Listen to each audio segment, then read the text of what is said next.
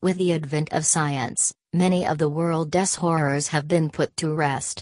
Diseases which used to wipe out large numbers of humans have been wiped out or at least kept in check. Feats thought to be impossible such as air travel, space exploration and computers just a few decades ago, have become so common today that no one is even surprised of them anymore. Every home is filled with all sorts of modern comforts like television, vacuum cleaner and washing machine which make our lives so pleasant and safe. Almost all aspects of our lives have been improved by some scientific breakthrough.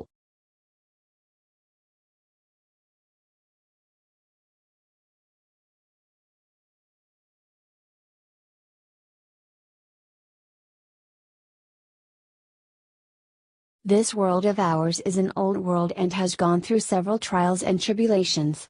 In the known history of man, there have been many wars, most of which were fought with primitive weapons which can only kill comparatively few people at a time and cause no irrecoverable damage to the earth itself.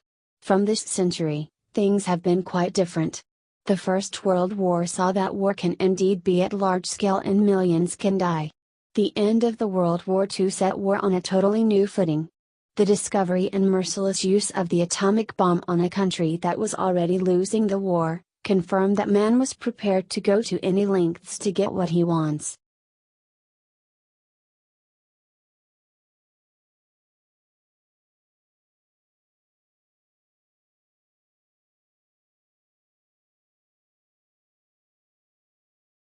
Religion has always been in charge of social morals, and it is still common to see that many people live exactly as religion prescribes they should.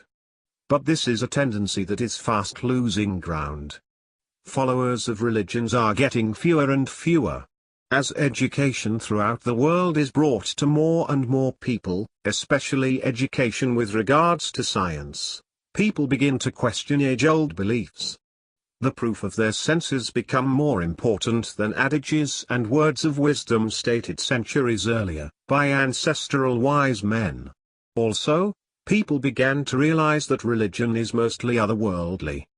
Since the otherworld is theory and the world of science is here for us to touch, see and live, reality often wins against idealism.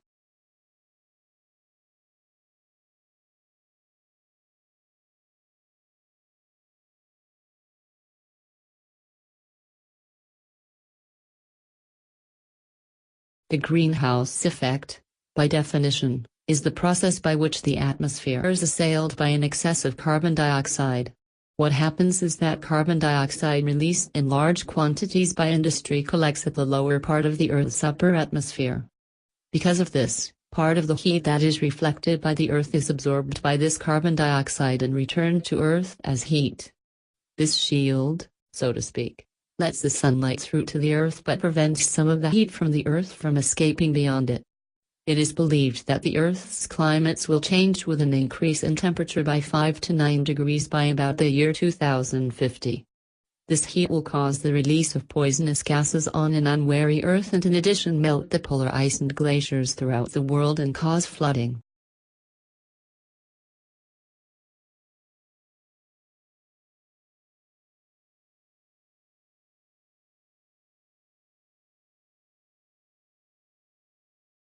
The most important reason why poverty exists in the world is mental attitude.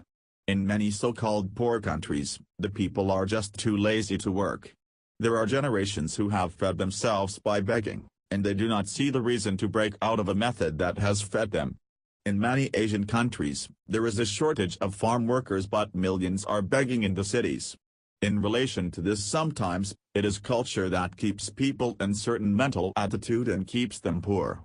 For example, in India, it has been estimated that there is enough wealth in the temples which if distributed can solve the poverty problem immediately. Yet this sacred wealth is untouched for centuries. It does not seem to be sensible for people to be begging outside a temple when all the riches in the world are just within the temple nearby.